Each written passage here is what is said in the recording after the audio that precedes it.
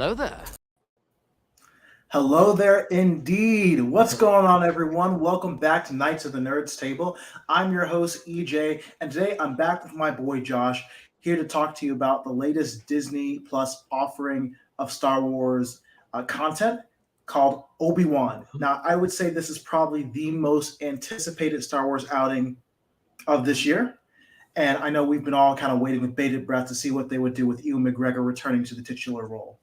So, without further ado, first of all, I just want to go back to my producer and my boy Josh. How you doing today, my guy? I'm doing very well. Thank you for asking.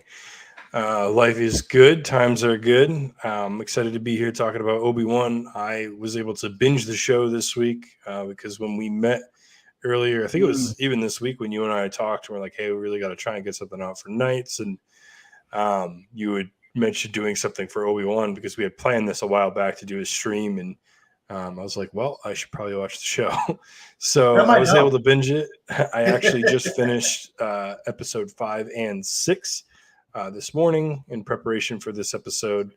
And I'm super excited to get into it. But before we go any further, I do just want to say spoiler alert, spoiler warning for anybody who may be watching this, whether it be live or afterwards. If you have not seen the show, we are absolutely going to get into spoilers, and we're going to get into them right off the bat, very quickly, very fast. So, you've been warned. Spoilers, beware. Okay. And before you leave for spoilers, make sure to like and subscribe to our channel if you haven't already, if you like our content and you think it's cool. So definitely do that. It helps us with the algorithm a little bit. But yeah, we definitely want to just kind of jump into this. And I think before we actually get into the show itself, me and Josh kind of wanted to do a retrospective of Obi-Wan, the character. Now, Obi-Wan is one of the legendary characters in Star Wars, right? The first time he comes up on the screen is in 1973, the original Star Wars: A New Hope. He's played by veteran actor Alec Guinness. Now, before I get into a little bit, Josh, what did you think about Alec Guinness's performance as Obi-Wan in the first, I guess, 3 movies? Oh, I mean, it's legendary. You have one of the greatest memes of all time with, of course, I know him, he's me. And just the whole storyline. I don't want to get into too much at this point because we're definitely going to touch on it later, but I'll just say I think that Obi-Wan the show does a good job of sort of tying some things into A New Hope and sort of making some sense of some things. I saw some people arguing that it muddies the waters and makes some things not super congruent, but I would disagree. I feel by and large the show does a good job. But as far as our first iteration of Obi-Wan, I think he's introduced perfectly, and when you look back on Obi-Wan too, throughout all these different iterations that we have of him, and we look and see what he did, you kind of see his journey and how he became who he is, and it kind of all makes sense. It kind of fits in. It's interesting because the very first Obi-Wan we get is actually the oldest, right? So all the other Obi-Wans that we get after that are just him progressing throughout life.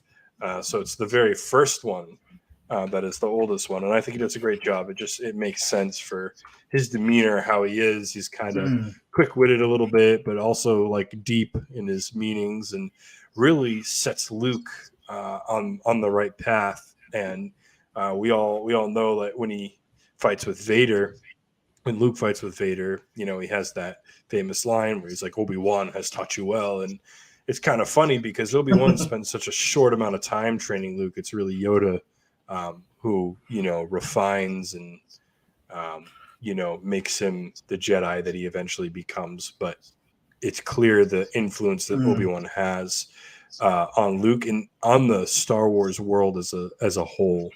Yeah.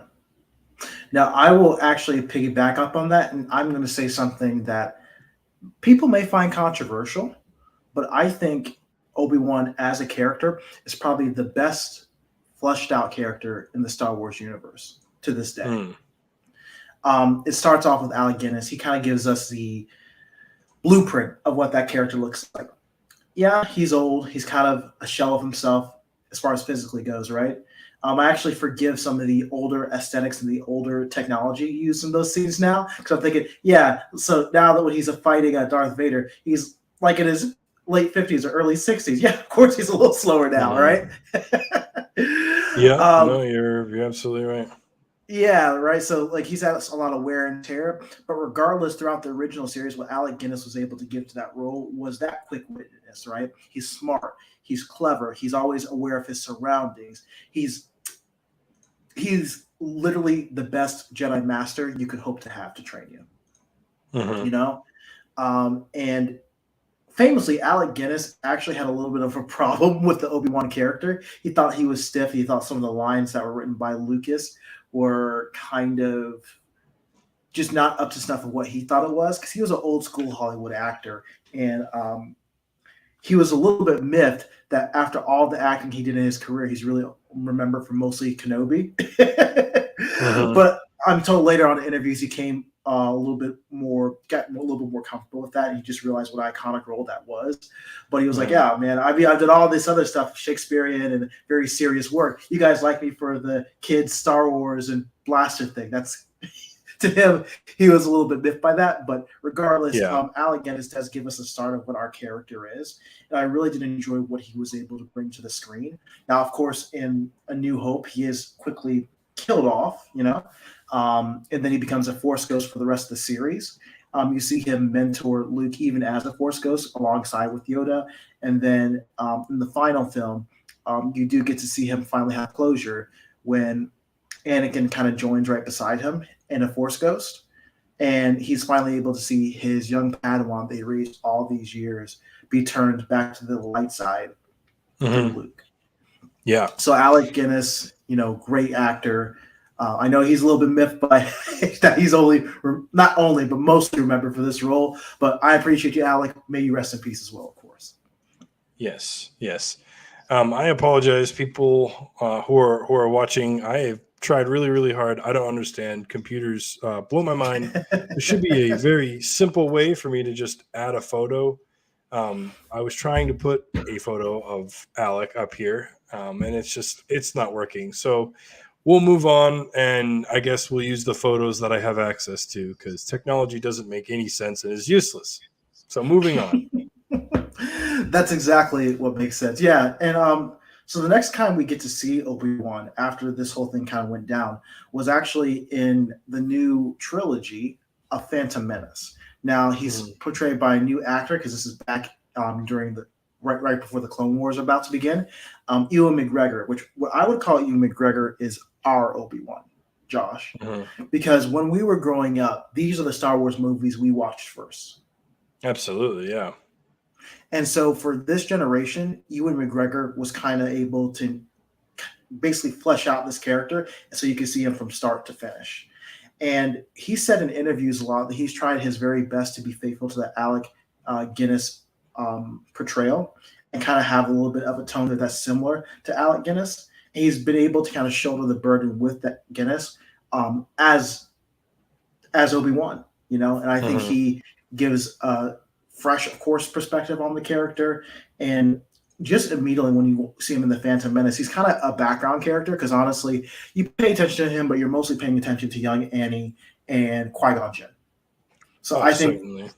yeah, I think Ewan McGregor kind of flies under the radar for that movie. I recognize he was there, Mhm. but he flies a little bit under the radar of everything else that's going on. You really get to see him flesh out in the next two movies. Um, Attack of the Clones and Revenge of the Sith, in my opinion.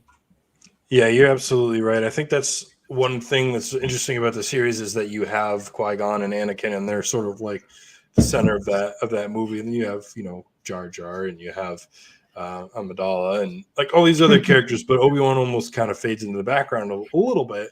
But then with the way the movie goes, again, spoiler alert from like I don't know 20 years ago at this point, um, Qui-Gon dies and seems to be the only, we'll get to this later, but seems to be the only character in all of Star Wars that gets stabbed and actually dies, because apparently you could just get stabbed, as we saw multiple times in this show, and not die. It's irrelevant. You can have a lightsaber right through you, no problem.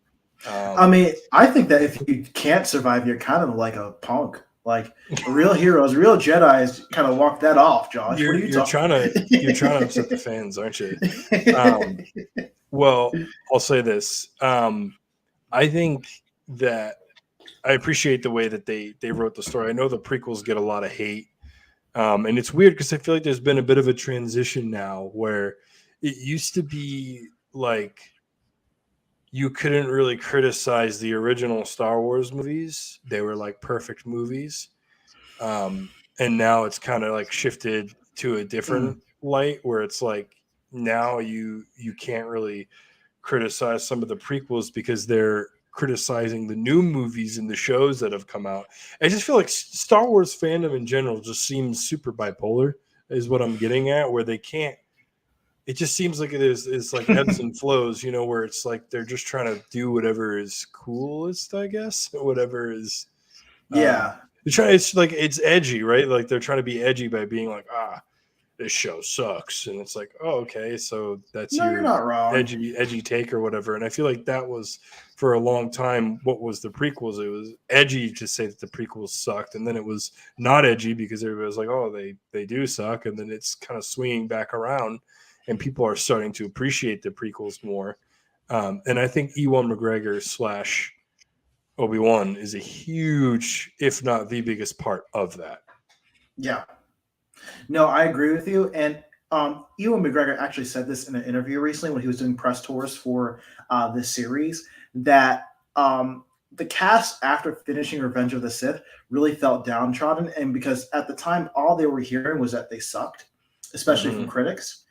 Yeah, So they were like, at the time, he was like, "No, I don't feel like coming back to this. Like, they hate us. They don't like us at all." But the thing is yeah, that what was different from back then is that there was not social media. So he was actually satisfying the fans like us as young kids that were watching the films, but he didn't recognize that as much yeah, because at the time, the only people who had a platform to speak were the professional critics, who the professional critics love to hate, honestly, on nerd media, whether it's Star Wars or Marvel films. Like you see these smart guys coming out and talking about some, yeah, Marvel. It's not real cinema. It's just an yeah. And that's, amusement. I'm glad you brought that up because that's sort of what it feels like where Marvel is sort of going down that road now too, where Mm. they've built such an empire, much like, pun intended, I guess, much like Da da Star Wars da. did, where they had so much lore, and I mean there was books, comic books, movies, animated series. I mean it just spin off after spin off, and just like it was a Mm. content machine, and lots of fans that absolutely love Star Wars to death. And the same thing has happened with Marvel, where they've created so many huge fans, but now there's sort of like it's becoming cool. I feel like I've brought this up in either another one of our videos that we did, or maybe I was on someone else's channel. I don't remember for sure, but I remember talking about how it just feels again like it's the edgy thing to like criticize Marvel now, and it's almost like Star Wars has gotten to that point too with some of this newer stuff where it's like, oh hey, the old stuff is cool, but this new stuff, like you got to Mm. be like, it's the in thing, and I it's like the meme of like Pooh, when Pooh Bear, when he's like the real sophisticated one with like the monocle Yeah. but down on the bottom, and he's like in like a tux or whatever. I feel like that's what everybody's doing, just like, yes, no, this is not quite cinema. So We're talking to you, Martin Scorsese. But yeah, I think that was an attitude towards the prequels in general from a lot of the mhm, critics, to be honest. And in addition, the old fans who felt like they had some type of ownership over the series worked mhm. very hard on the series, and they really came down upon it. Yeah, Just like some of the prequel fans now are now coming down on the newer generation of stuff. So it's kind of like this vicious cycle. And yeah, we all exactly. love Star Wars, but me and Dieter have talked about this. Star Wars fans are some of the most tough, like they're a rough fan group to be a part of, especially if you're Yeah, online, which sucks because it's such a interesting story and a cool universe. But there's some people who will ruin it for other people by being kind of nasty and mhm. being just toxic. So Bullies. we Yeah, Exactly, right? So we have to manage it. We can have some actual helpful critiques to the series, all the same Mhm. way. Like it's okay if you like or don't like this movie. That's fine. Like we don't need to send threats to anyone. Right. So I would agree with you. Obi-Wan, Ewan McGregor's Obi-Wan was huge in this. The way that he was able to mentor Anakin, even though he didn't even want to at first, but he just basically took it off Qui-Gon Jinn after Qui-Gon Jinn died. He was like, you know what, I got to do this for my own master. And Yeah. seeing him grow up not just as a Jedi, but as a politician, just working with, even though he wasn't technically a politician, but just working in political settings, I guess you would say, Hmm. and then working as a general in the Clone Wars. It was just very interesting to see him all spread out. He wasn't just this old war hero, this old grandpa who was around the campfire telling you stories of Nam, right? Vietnam. Hmm. He was an actual character with actual arc and cool fight scenes, like him versus Darth Count Dooku. Excellent Hmm. fight scene. Hmm. And I mean, I don't think we said enough about the lava Anakin Skywalker versus Obi-Wan fight scene. That is probably the best lightsaber fight we have ever seen, even though this series has one that comes close. But that one was pretty I epic. I actually watched it in preparation for this. I was trying to like get some video clips, and again was unable to do so.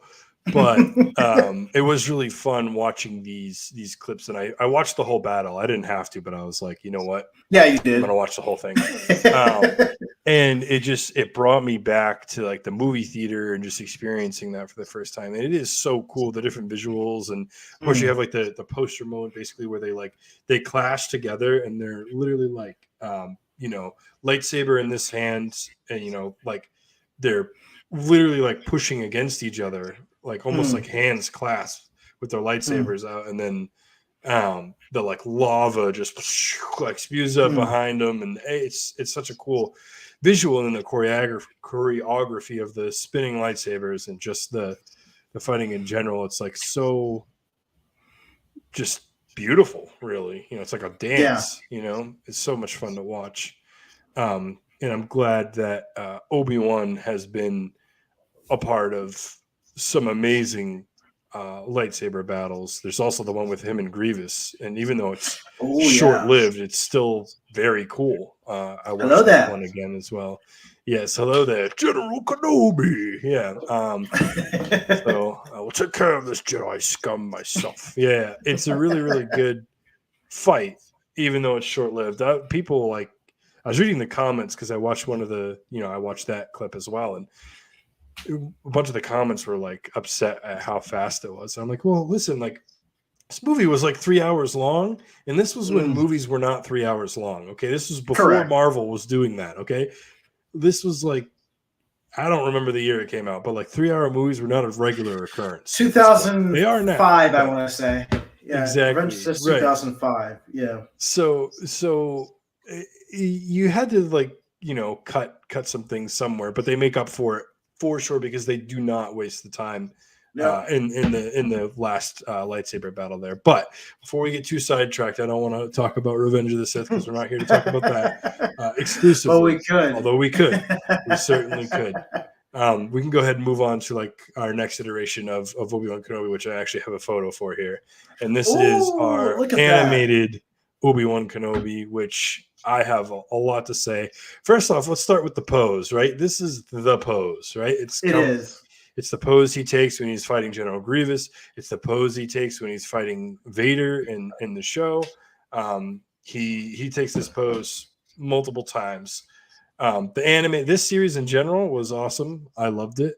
I loved the portrayal of Obi-Wan. I loved his wit. You really, really get to see because Mm. all through the series, Obi-Wan is like witty, right? Like Yeah. he's kind of funny and kind of clever. Um, but there's one in particular. I couldn't tell you the exact context because it's been so long since I've seen the show. But there's an episode where Obi-Wan is getting ready to leave, and he has, if you know the context of the Clone Wars, right? You have Anakin and you have Ahsoka. Ahsoka Mm. is Anakin's Padawan during the Clone Wars, Yeah. and so Obi-Wan has left instructions for everybody, And Yep. so he's like getting ready to leave, and he's like, I've left you all instructions, and people are like opening up their instructions and reading them. Anakin opens up his. He just says, Master, mine just says Anakin, no. And, and Obi-Wan says, yes, and I want you to apply it in every possible way that you can. I just love it because I'm like, that's so perfect. Because one thing that the Jedi sometimes lose, right, is when you think of the Jedi, they're a religion in a lot of ways, right? Mm. They're a religious establishment, really. Yep. And they're so ritualistic and regimented on what you can and what you cannot do. Very, very strict. So there's a lot of seriousness that comes along with being a Jedi and sort of like somberness. But they're in the middle of a war, right?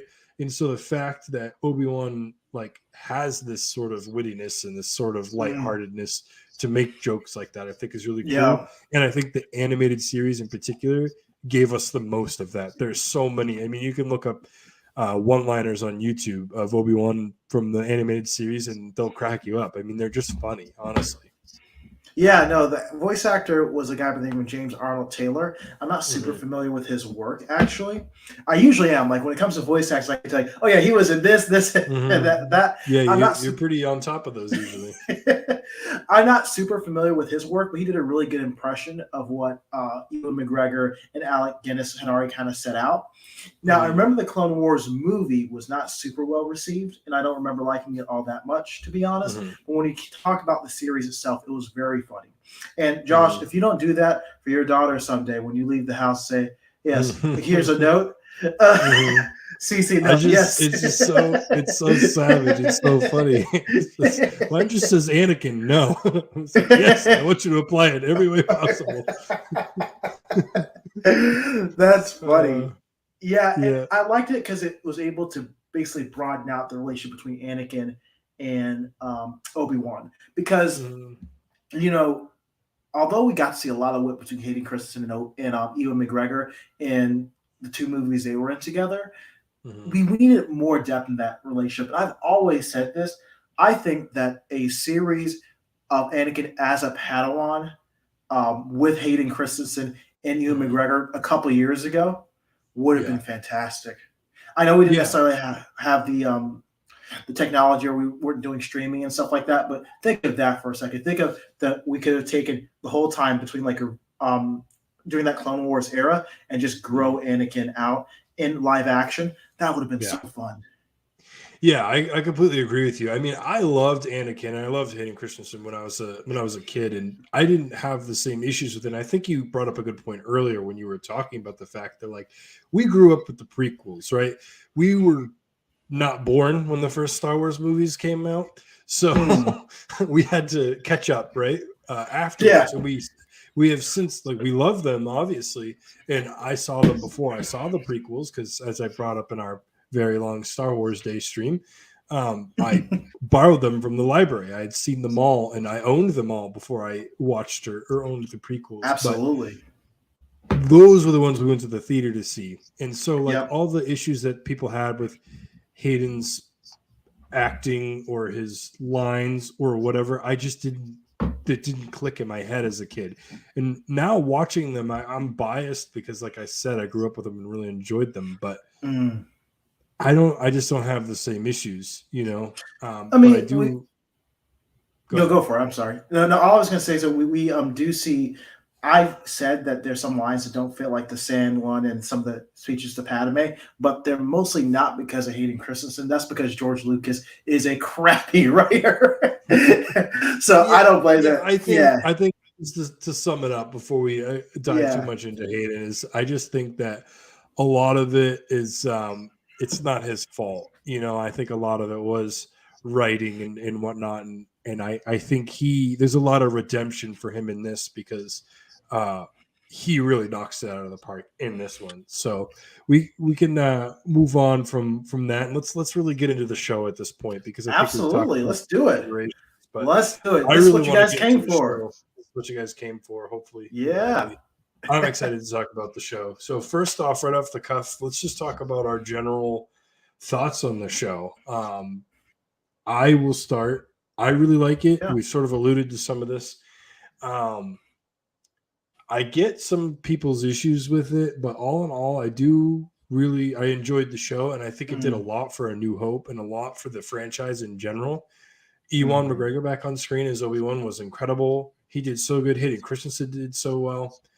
I mean, there's so much to like. So let me talk about a couple of highlights and then a couple of Mm. lowlights, and then I'll pass it on back to you, EJ. Sure. Definitely my highest highlight is the battle between Vader and Obi-Wan. And that might be yours as well, right? I mean, it's kind of hard for it Come not to on. be that. Come on. You have there's so much imagery and so much that they show you in that battle. And this to me, I love when this kind of stuff happens, right? So they fight and you have Vader has the high ground at one point. That's super cool because obviously that's such a big part of that first Yeah. fight is Yeah. Anakin, don't I try to learned have this the high time. ground, right? Yep. And then this time it's like Vader's like, hey son, I've got the high ground now. I used the force to cause an earthquake, which was sick, by the way. And then you're down below, and he ends up pushing the rocks out and fighting back. You have the mask. He gets his mask cut, which is actually the opposite side of his mask that gets cut. Because in his Really? battle with Ahsoka, the other side gets cut. But with Obi-Wan, it's the reverse side. So I think that's kind of cool because it shows you like the duality of the two people that, other than Padme, who obviously dies, and then his children that he at that point doesn't know about. These are the two most important people in his life, even though he's trying to kill them. So that battle is incredible. The imagery, everything, the blue, the red with the lights playing off the face. When you have the mixture of James Earl Jones and Hayden's voice sort of running through that sort of mechanical, machine, it's so cool. So cool. James Earl Jones, I'll go ahead and just say that. What a highlight that was. Being able to Yeah. hear him as Vader again, the way they did that was awesome. I mean, just the nostalgia and the feeling that, because like, is there a more iconic villain than Vader? Like, I how don't think so. like you can't get any more iconic than Darth Vader. The No. one-liners that people incorrectly quote, but still, the one-liners, the music, the theme, the Imperial March, the menacing Yep. Vader. So Vader was such a highlight for me. And then last highlight that I'll mention is the use of the Force. I love how powerful Vader is when he pulls that ship back down and makes it land Mm. and then just starts tearing it apart with the Force. I love that Mm. they're sort of delving into the fact that the Force is more capable than just like, hey, look, I lifted up a couple of rocks, kind of like when Obi-Wan lifts up those tons of massive rocks Yep. and flings them at him. So some of my lowlights were, I guess, so at times it felt like the Grand Inquisitor was like, why was he even there? Because he's there for like an episode and then gets killed and then comes back randomly. I Mm. feel like the fifth brother was also very underutilized. And I think Riva's story was interesting, but I sort of alluded to this earlier. I'm sick of people getting stabbed in the stomach and then just coming back to life. Because the more you do that, the more we don't care when someone gets stabbed. Because like from this point on, every single Star Wars thing we see, we're going to see somebody get a lightsaber through them. We're going to be like, who cares? They could still be alive, I mean, And Darth Maul is the best example of that. well, Darth Maul is a little different though, because that was more of like he got cut in half, and then they like did it, and it was okay because it was like they had done just that thing. They didn't bring Qui-Gon back. Whereas in this show, Reva gets stabbed when she's a youngling, Mm. survives. Gets stabbed when she's an adult, survives.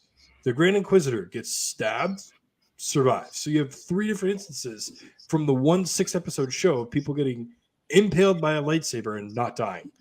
Well, see, what So I think that's going on is that they're building up a resistance to lightsaber stabbing, and every time they get, that don't make no sense. That don't make no sense.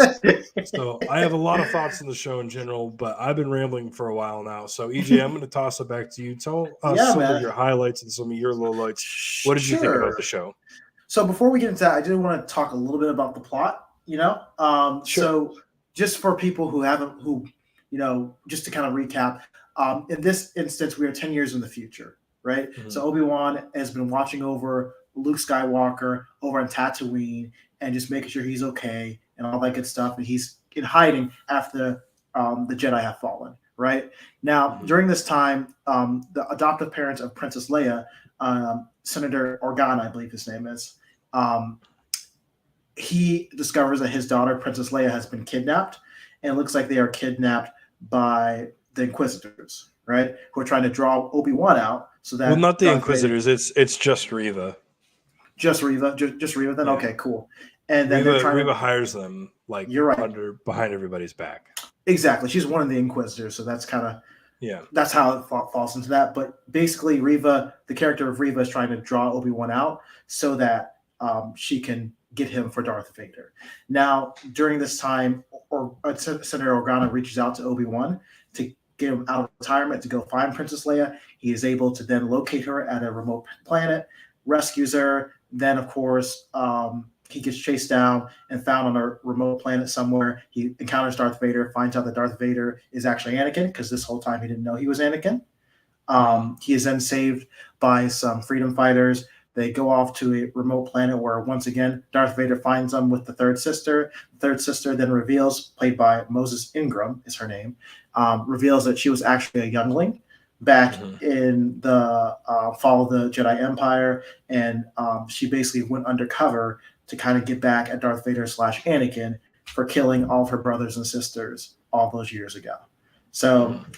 like Josh alluded to, they were able to escape the planet, but she gets stabbed by Darth Vader when she tries to turn against him and somehow lives. The finale is Obi-Wan sacrificing himself. Well, not necessarily sacrificing himself, but at least leaving the group of people he was with so that Darth Vader would go after him rather than the group of people that were trying to escape with Princess Leia. They had a clash. Obi-Wan obviously wins because he's Obi-Wan. So Mhm. he's 2-1 against Anakin, which is pretty excellent. Um, before it was tied, 1-1. Now it's 2-1. Well, So he loses their first battle in this movie. yeah, He's completely outmatched. true. So maybe it's 2-2 now. We need one more to break the tiebreaker then. So yeah, then he goes back into all their places. Obi-Wan heads back to Tatooine to watch over Luke. Finally meets Luke, and that's kind of how it all is wrapped up. Now, as far as what I thought about the series, I really liked it. I think there were some ups and downs in the series. I think especially Mhm. in the middle, I feel like it kind of lost itself for a second. It got a little bit repetitive and boring, but I Yeah, think it had a very strong beginning and a very strong finish. yeah. Um, I Josh, 100% agree with that. I just yeah, want to say yeah. strong. The bookends are excellent. It's just in the middle it gets a little muddy. I thought it was funny they used Ice Cube's son to be one of the rebels. I don't know if you noticed that, Josh. Yeah, So I was like, oh, that's basically Ice Cube, but that's yeah. it And was I'm kind of pretty funny. sure isn't Ewan McGregor's daughter in it? Isn't she the one that sells him the spice or gives him the spice? I believe Yep, I saw that somewhere, and it's kind of funny it because is. she's like he's like I'm looking for my daughter, and he's like literally talking to his daughter, like the actor. Yeah, So that was kind of a cool exchange between him and his daughter, and yeah. There's a yeah. lot of different callbacks to different things. I like that as well. They really did Mhm. respect the lore. And Mhm. anytime you add something, there is going to be some stuff that people are going to get mad about, and they'll say it's not canon or whatever you might Yeah, have to say. But yeah, overall, I think it deepened the stories. I found that after watching that and seeing Alec Guinness play Obi-Wan, I could see more of the pain in him now, retrospectively, yes, yeah. than I saw before. So more, Hmm. it deepened a lot of the meanings. Like when he called Vader Darth, finally, because the last time Hmm. he sees Anakin, he calls him Darth instead of Anakin, right? Hmm. Acknowledging that Darth Vader had finally killed Anakin and his brother was there in the war. So Hmm. yeah, this series was done very well. I really loved Riva as well. I think that her introduction was good. Now I will say I agree with you about the stabbing, and I think her character arc would have been better served being cut off there too as well. I think she had Hmm. done what she needed to do. Hmm. She had gone around hunting down Jedi, named the Inquisitors as a third sister. She finally showed that she was good and turned against Darth Vader. She failed that attempt. She's killed off. That Yeah, should have been it. Um, yeah. Also, I have to add this just because. were on the internet, and it sucks. But her actor Moses Ingram, talking about toxic fandom, did unfortunately receive a lot of racist hate online, a lot of n words and all types of terrible things that Mhm. some Star Wars fans sent after her. So we got to stop doing that. So you Yeah, know that's was yeah. unnecessary. It's really unfortunate because I know that. Forgive me. What is the name? The guy that plays. I can't even remember his character's name. It's been so long since I've seen the movies. The it's not. It's Ray, and then the guy Mm. with Ray. What's his name?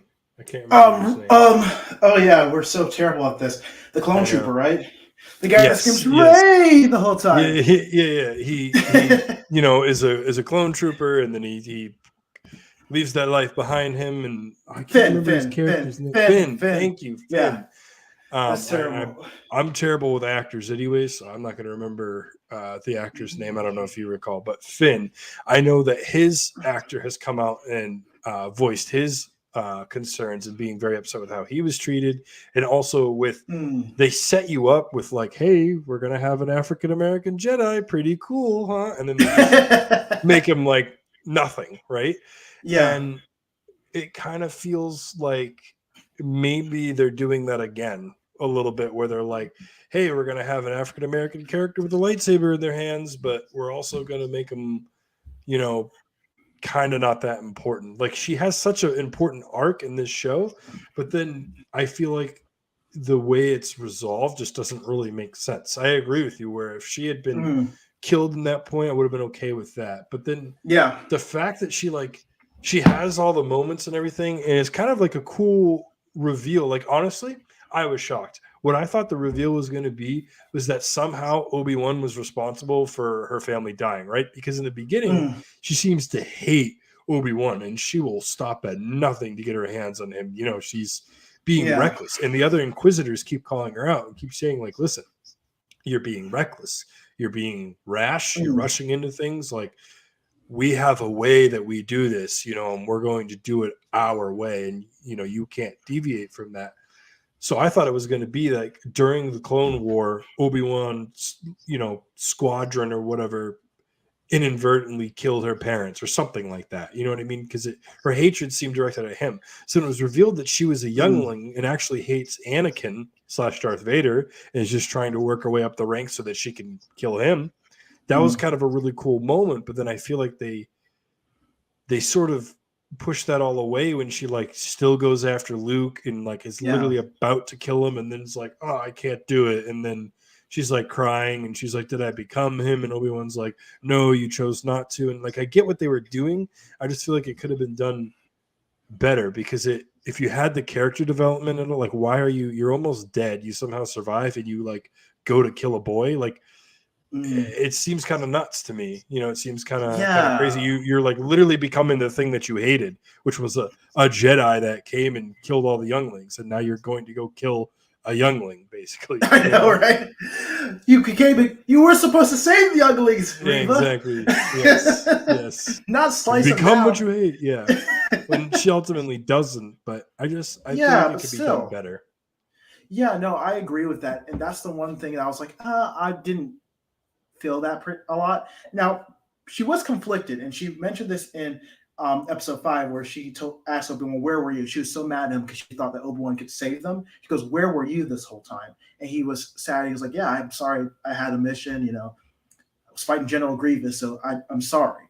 But Yeah. there is some confliction there. But I think the perfect arc for a character would have been just dying by Darth Vader and just saying, "Oh well, that's it, right?" So definitely loved her character. Thought it was a great addition, and it made that whole massacre at the Jedi Temple more meaningful because you have Yeah. more storylines flying through it.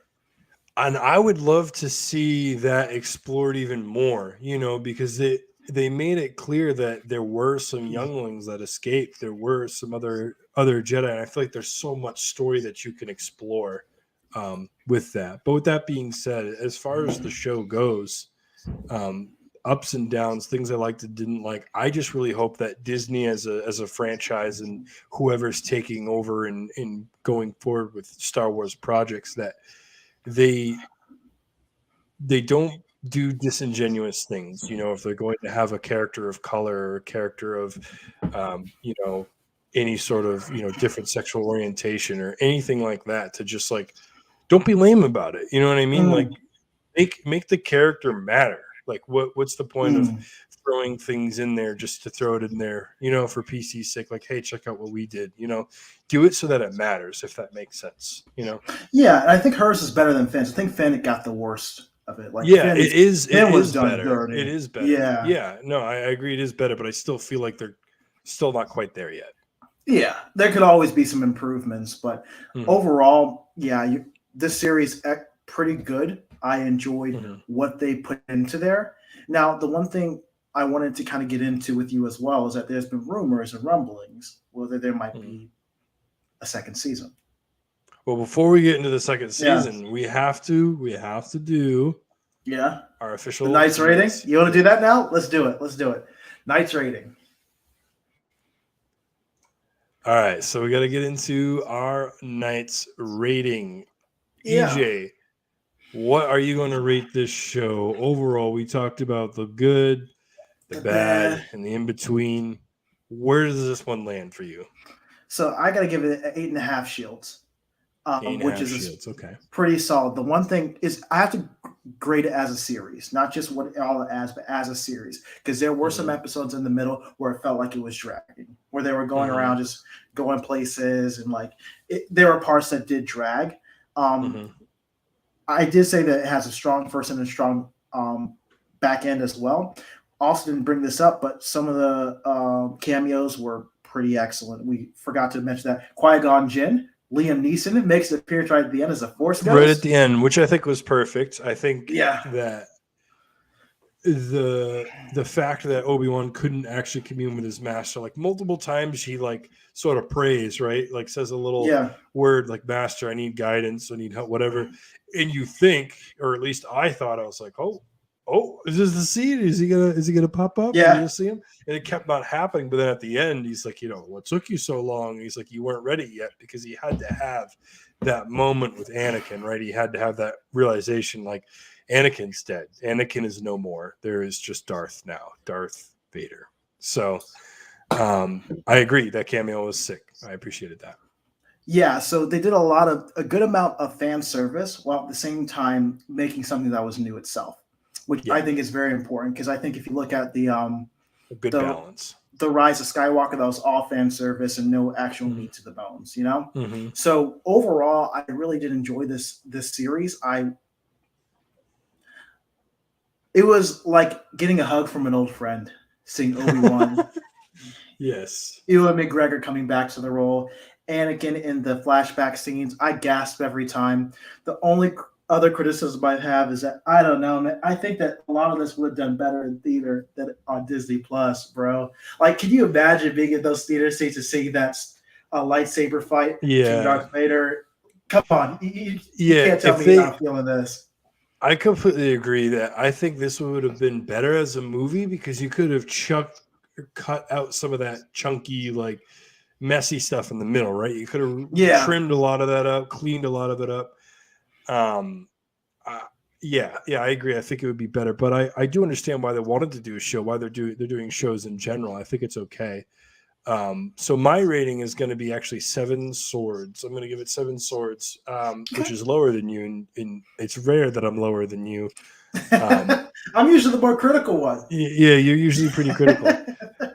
But honestly, I enjoyed it, but there was, like I said, there's just some parts about it that kind of Mm, fall short for me. So all in all, like, it was really fun to watch, and like, if I'm grading it just on pure nostalgia and pure like feeling like a kid again, it's 10 out of 10. It was awesome to see Vader and Obi-Wan hashing it out on screen. Really, really cool. But outside of those parts of the show, there are a lot of things that kind of flop a little for me. So I'm gonna have yeah. to stick with 7. So now we can go ahead and we jump in and we can talk about, should there be a season 2? EJ, you started to talk about that a little bit. You're alluding to it. Yeah. So let us know, what have you heard? What do you think is going to happen? What do you want to happen? What should happen? Go ahead. Well, the first thing I have to say is that obviously it's not up to me, but capitalism Oh no, rules it is. everything. It is. George Lucas just texted me. He said EJ Minthos is making the call. I wish that were true. Captain but yeah, Disney. they it's the highest viewed debut on Disney Plus. Now makes sense. Exactly. So the thing is, could I see Disney wanting to come back for more? Absolutely. Ewan McGregor said he's down for more. Anakin, Hayden Christensen said he's down for more. I just don't want Not them to to mention hurt that the Disney's story. really hurting for money. So, oh yeah, no, they just. Oh my God, they're so really hurt right the now. financial hardships that they've been going through lately. Oh my goodness, with all the merchandise, oh yeah, they're really hurting. But they could always add some more billions to their billion. You know? Yeah. Why not? Why not? They're like that old cartoon where you have money, you're just burning it to keep warm at night. Dang, it's cold here. Yeah. Let me throw some ones in. Yeah. So, yeah, I mean, gold it was really successful. toilet seats. But I don't know if we need it. That's the problem. Like, I would love to see it, and I still would. But the rule of series that as they go along, they just will get worse. You know, there's always. I mean, even like your favorite ones. A general rule, but there are some shows that start slow and get better, and then get bad. There's some that start slow and get good. There's some that start good, get bad. Like there's a mixture. But you are right that like generally, the longer something goes on, it has a point where there's a pretty significant drop off. But yeah. Yeah, that's how I feel. So if it comes out, I would love it, but I need them to focus on the story. The story has to be good, and it has to serve the overall purpose and deepen everything else around it. So if they do make a second season, of course I'll tune in. But they need to really make sure they come at it in an honest way, and that they're not just doing it for capitalistic gain, that they actually have a story to tell. And this time they did, which I enjoyed it. Yeah. So it sounds like do you think they will or not? I guess is my question. Like, yes or no, do you think it will happen? Do I think that they would make a sequel to the highest viewed series on Disney Plus? Yes. So I agree with you. I think it makes sense for them to continue on with the story. However, I also agree with you. I think the story is really important. There's so many different ways you could tell different stories, right? Like we've alluded to before, we know that the Star Wars fandom is vast. There's books, comics, shows, novels, of material with other characters, other storylines. There's so much to explore. I would love to see them explore. I think Ewan and Hayden working together would be really smart. Lots of chemistry, those two. How can you carry on this story though? Because now if you're going after this, but still before A New Hope, like you have to tread that really delicate line of, hey, let's not screw up continuity for the other movies that have come after this, like lots of them. Let's not mess up our continuity here, but also how do you do that? I think that's an interesting thing. What I really want to see too is I really like when the Force is powerful. Like I said, when Vader pulled that ship back, just tore apart the side of it like it was made of tinfoil. I want to see that explored more. So if we can't get necessarily Ewan and Vader interacting a whole lot more for continuity issues, let's get some more Vader. Let's get a show of like Vader doing Vader stuff, because he does a lot of stuff in between now and A New Hope, right? He's conquering worlds, literally planets and solar systems. Let's see Vader. A show all about Vader would be awesome. You know, it'd sort of be like exploring the villain, but I know for a fact we live in a day and age where we can have a show where the main character is a villain and people are down for that. Because we have it. in multiple different shows. And then you have like Ewan, who you could explore like his continued story, but maybe he goes on an adventure, but it just doesn't interact with Vader at all. That's fine. So I think there's definitely ways to do it. I just think as far as the two of them continuing on, it's difficult at this point to do that too much without, again, messing with your continuity issues. And that's my problem. I think it becomes less special too. Like if he Mm-hmm. meets him again and Obi-Wan and him face off again, Mm-hmm. like is that special as it was before? Mm-hmm. You know what I mean? Yeah, because So this was like the cool middle ground of like they faced each other before he was actually Vader, like it had the armor and everything, right? And we got the mm, actual story of like what happened to Anakin to cause him to need all that apparatus, and it was Obi-Wan wiping the floor with him. It was Obi-Wan with the high ground, and then you have the second battle that we got from this series that is so emotional and pivotal, and again just truly confirmed, because for a while Obi-Wan was like, okay, Anakin's dead, like he doesn't know that Anakin's alive until this series, right? And Reeves the one that reveals it to him. So he spent years thinking that he killed his Padawan, right? mm, And so now he's almost like got to go back and face him again as someone who's been immersed in the dark side for a number of years now. mm, And you're right, for him to go back and face him again, like yet another time, this would, it mm. just seems like it would kind of take away from the interactions that they have outside of that. Yeah, that's all I'm saying. It comes more like a Tom and Jerry show, like Tom and Jerry see each other, every episode. That's one thing. Yeah. Obi-Wan and Darth Vader meetings are sacred, There's just Mm-hmm, not something you mm-hmm. throw out there. However, if they want to go somewhere else, I think it would be cool if maybe him and Ahsoka interact at some point. Yeah, because they do in the animated series, and that's really cool. So I would love to see if there's a way that they could build upon that. And we know that the Mm. Ahsoka series is coming out. It's pretty cool. Yeah, Ahsoka's a very popular character with the fans. yeah, She was introduced in the animated series, so that's really cool that she has garnered such fandom that she's going to have a whole show now. mm. So there's a lot to look forward to in the Star Yeah, Wars world in general, and I think we're all just, this show, for all its good and all of its bad, the one thing it really did is it gave us fans of the prequels and the sequels, I feel like there was something there for everybody, no matter your age bracket. If you're a mm. fan of Star Wars, this was hitting, because it even hit stuff for people even younger than us, who maybe what Yeah, their Star Wars is the animated series or the Rebels animated series, because that's where the Inquisitors are from. And so I think that there was something for everyone of all ages if you're a Star Wars fan.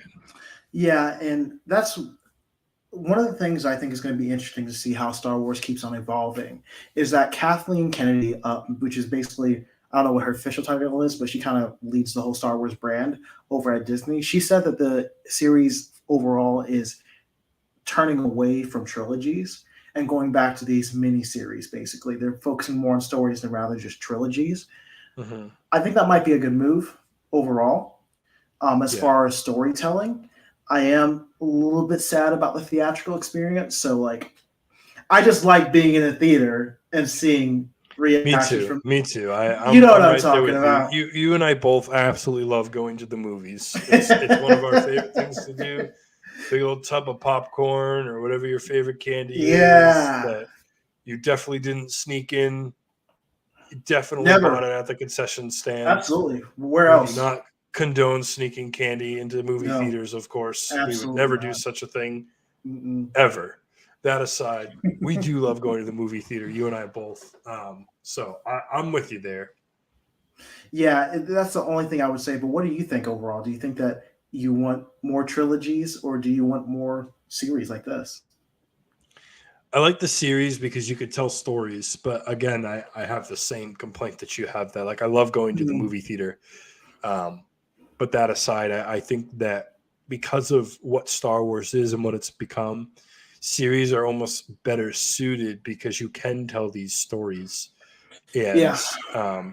explore them, and you don't necessarily, as long as your story that you're telling over here doesn't mess with the continuity of the story that you're telling over here, you can sort of tell whatever you want. You don't have to include everybody from this story. You can have new characters, new people, but Yep.